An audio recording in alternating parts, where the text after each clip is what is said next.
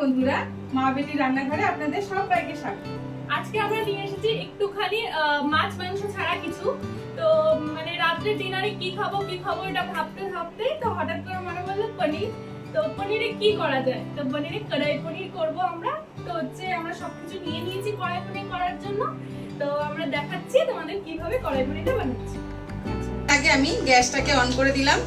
এটা আমাদের নতুন গ্যাস এসছে আমাদের মা বেটির রান্নাঘরে। এতদিন আপনারা দেখেছেন আমরা ইন্ডাকশনে রান্না করেছি, তো একটা নতুন গ্যাস আমি নিয়ে নিয়েছি। তো এখন আমি একটা কড়াই পনির বানানোর জন্য যেটা সিক্রেট যেটা মশলা হয় সেটা আমি বানিয়ে নিচ্ছি। তো এখানে আমি একটা বড় চামচের 1 চামচ ধনে নিয়েছি, আস্ত ধনে, আর হাফ চামচ জিরে নিয়েছি, আর এখানে হাফ চামচ গোলমরিচ নিয়ে নিয়েছি, 4টে শুকনো লঙ্কা, আর লবঙ্গ নিয়ে নিয়েছি 3-4টে, আর 3টে নিয়ে নিয়েছি এলাচ। এইগুলোকে এবার একটু ভাজতে হবে লাল করে। এবার তাহলে এটা দেখুন সুন্দর করে ভাজা হয়ে গেছে, একদম পুড়িয়ে ফেলবেন না, হালকা হালকা একটু লাল হলেই দেখুন। এবার আমি এটাকে নামিয়ে দিলাম। এটাকে আমি মিক্সিতে পিষে নেব। এটা একটু ঠান্ডা হতে দিলাম। এইবার আমি একটা তেল নেব, রিফাইন তেল, 2 চামচ মতো রিফাইন তেল নিলাম। অনেকে দেখুন পনির ভেজে রান্না করে, অনেকে পনির ভাজে না, তো আমরা এখন ভাজবো। পাপা না রিফাইন তেল একদম পছন্দ করে না, পাপা চায় যে সরষের তেলে সব রান্না। আসলে হচ্ছে পাপা যেখান থেকে এসেছে সেখানে বেশিরভাগ বাড়িতেও হচ্ছে সরষের তেলই হচ্ছে রান্না হয়, কিন্তু সব রান্না তো সরষের তেলে করা যায় না। না, সেজন্য মা হচ্ছে রিফাইন তেলে করে। একটা কমেডি ঘটনা আপনাদের বলবো, খাওয়া যাচ্ছে।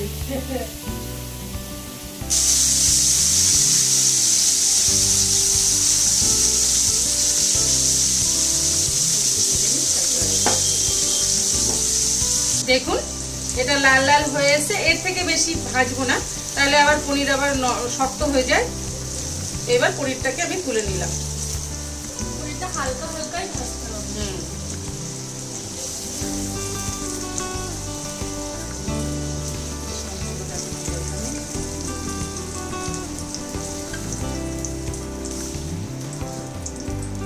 আচ্ছা, পনিরটা ভাজা হয়ে গেছে। এখানে সামান্য তেল আছে, আর সামান্য 1 চামচ মতো তেল আমি দিয়ে দিলাম।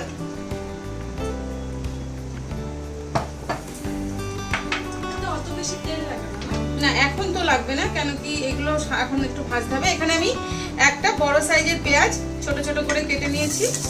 পেঁয়াজটা খুব বেশি ভাজবো না, পেঁয়াজটা আগে একটুখানি ভেজে নেব।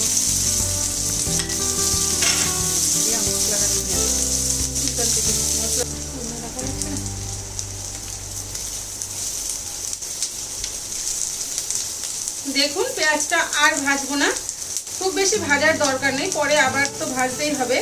তো এইবার পেঁয়াজটা ভাজা হয়ে গেছে, এর মধ্যে আমি 1 চামচ আদা রসুন পেস্ট নিয়েছি, সেটা আমি দিয়ে দিলাম।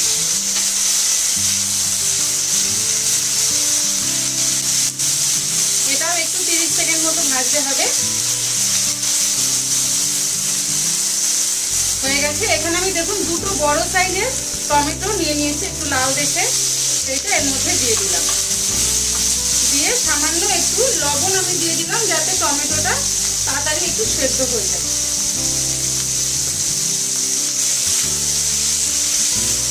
এবার গ্যাসটাকে একটু লো করে একটু ভাজতে হবে টমেটো নরম হওয়া পর্যন্ত। এখানে আমি 7-8টা কাজু নিয়ে নিয়েছি, কাজুটাও আমি এর মধ্যে দিয়ে দিলাম। আপনারা কম বেশি দিতেই পারেন, নাও দিতে পারেন, না চাইলে, না থাকলে নাও দিতে পারেন। এইবার এটাকে আমি একটু ঢেকে দেব মিনিট 2-3-এর জন্য, টমেটোটা নরম হওয়া পর্যন্ত। দেখুন টমেটোটা সুন্দরভাবে নরম হয়ে গেছে। এবার আমি গ্যাসটাকে অফ করে দিয়ে এটাকে একটু ঠান্ডা হলে মিক্সিতে পিষে নিচ্ছি। একদম সেদ্ধ হয়ে গেছে, একদম সেদ্ধ হয়ে গেছে, এদের কাঁচা গন্ধগুলো বেরিয়ে গেছে। দেখুন মশলাটা আমি পিষে নিয়েছি, একদম মিহি করিনি, একটু একটু দানা দানা আছে। তো এটা পিষে নিলাম, এবার আমি অন্যটাও পিষে নিচ্ছি। এটাকেও আমি এরম ভাবে পেস্ট করে নিলাম মিক্সিতে। এখানে আমি 2 চামচ মতো রিফাইন তেল দিয়ে দিলাম।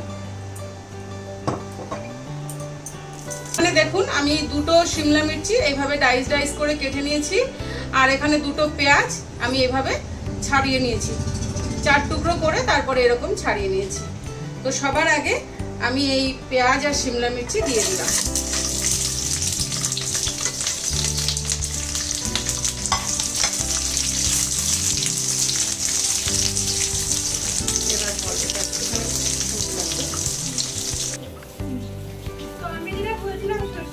সাদা তেল নিয়ে একটা কমেডি ঘটনা।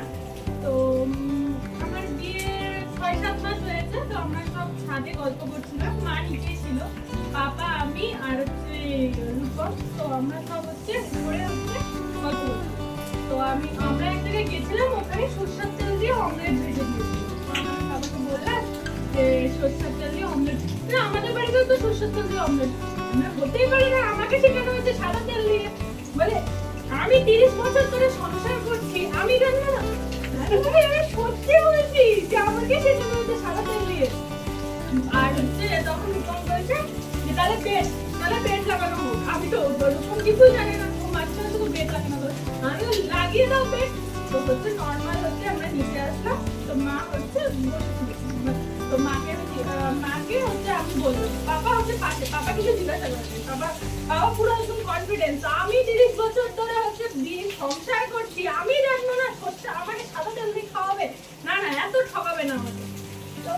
ঠিক আছে ঠিক আছে, মাকে দিয়ে না অমলেট কি দিয়ে বানাও, বলে কি দিয়ে বানাও, কি তেল দিয়ে বানাও, সাদা তেল দিয়ে, নাহলে হলুদ হলুদ হয়ে যায়। পাপার মুখটা সত্যি সত্যি দেখা, পাপা অমলেট হচ্ছে সরষের তেল দিয়ে করলে সরষের তেলের মধ্যে অমলেটের গন্ধটা আমার ঠিক ভালো লাগে না, ওই জন্য আমি রিফাইন তেল দিয়ে করি, এটাও আমি রিফাইন তেল দিয়ে শিখিয়েছি। আচ্ছা এটা কিন্তু হয়ে গেছে, এটা বেশি করতে হয় না, জাস্ট 1 মিনিট একটুখানি কাঁচা গন্ধটা একটু বেরিয়ে আসবে, বেশি ভাজলে এটা ভালো লাগবে না। ভাজা মশলাটা দেবো, হ্যাঁ এবার ভাজা মশলাটা দেবো। এই যতটা ভেজে রেখেছিলাম এটা আমি এর মধ্যে দিয়ে দিলাম, দিয়ে বেশিক্ষণ ভাজতে হবে না, এটা জাস্ট দিয়েই এটাকে যে পেস্টটা আমি বানিয়ে রেখেছিলাম সেই পেস্টটা আমি এর মধ্যে দিয়ে দিলাম। আচ্ছা এটা পেস্টখানা একটুখানি আছে এর মধ্যে, তো আমি একটুখানি জল দিয়ে এর মধ্যে দিয়ে দেব।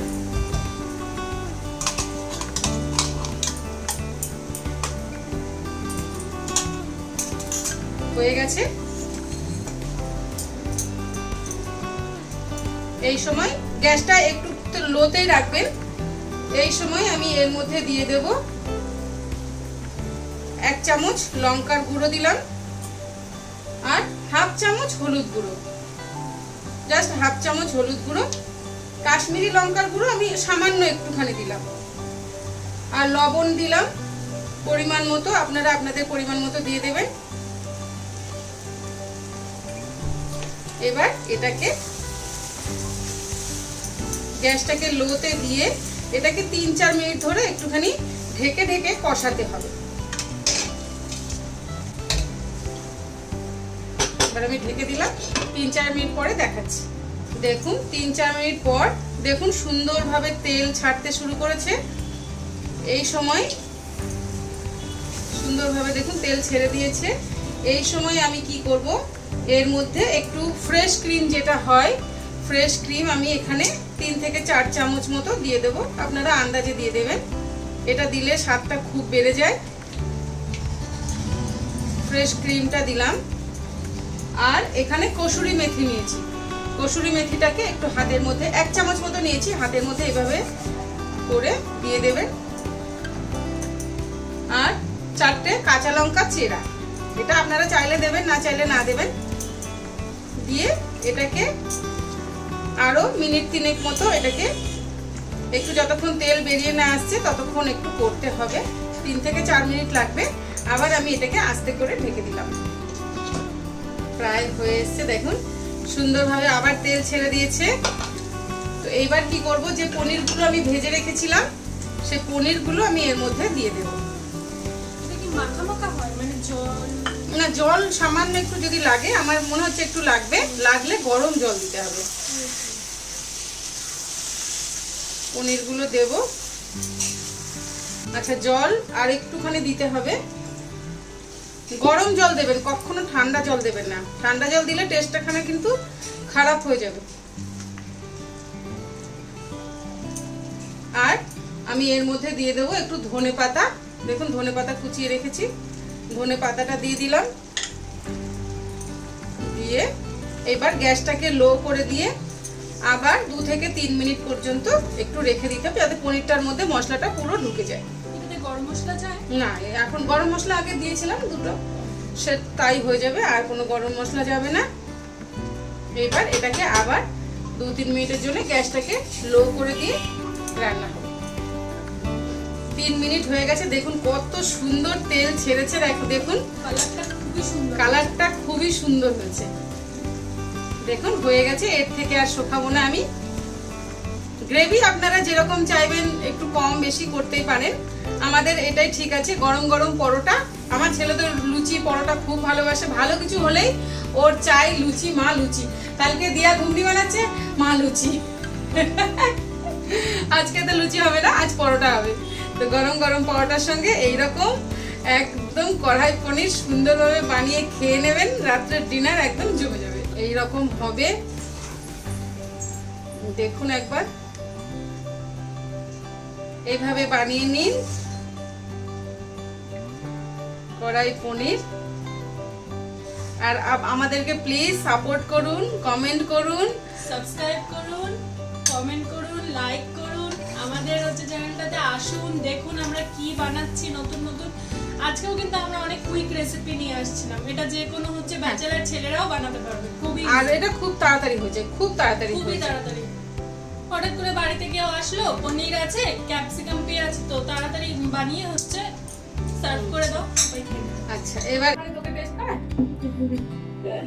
গরম কিন্তু একটুখানি টেস্ট করাচ্ছি। বলবি কেমন হচ্ছে খেতে, একদম মিথ্যা বলবি না। যেরকম হয়েছে মিথ্যা বলবো না, কিন্তু বলে দিয়েছে যেরকম হয়েছে সেরকম বলবি।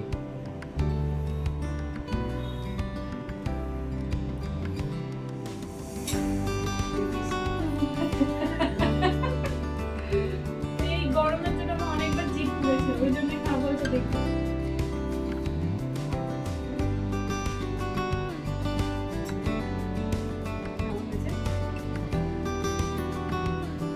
ঝাল হয়েছে, খুব খুব ভালো লাগছে। আমি ঝাল খেতে খুব ভালো লাগছে, আমার আরো ভালো লাগছে। আমি একটু মাকে খাওয়া দেখি।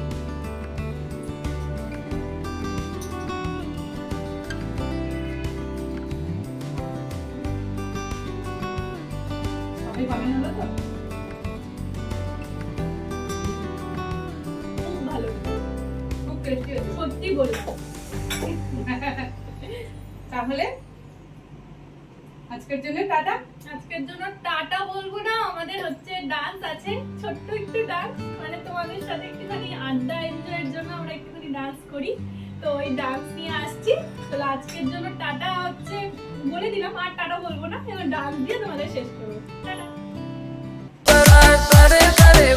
থাকে মনটারে ছুটেছে না লাগে, আমি আছি এখানে, আজ জানি কি নসিবে, রাত শেষে কি হবে।